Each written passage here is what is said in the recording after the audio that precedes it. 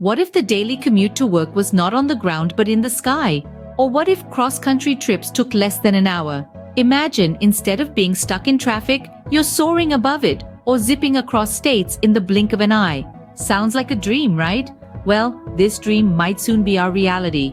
Companies like Terrafugia and Volocopter are already developing practical flying car prototypes, aiming to turn our sci-fi fantasies into tangible transportation solutions. Picture yourself darting to work in your personal flying pod, dodging the rush hour like a superhero. But it doesn't stop there. Elon Musk's brainchild, the Hyperloop, is set to redefine ground transportation.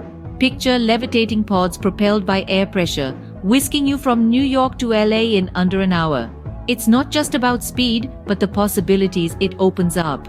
These are not just wild imaginations anymore. It's the future of transportation we are building.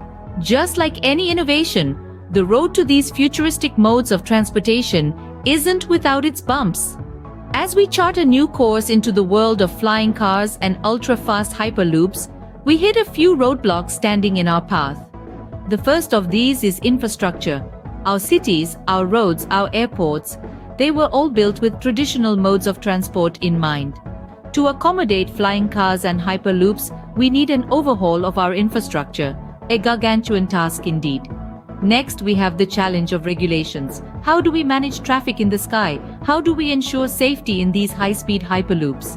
These are questions that need answers, and for that, we must establish a whole new set of rules and regulations. It's not just about the technology, it's about creating a system that can safely and efficiently accommodate it.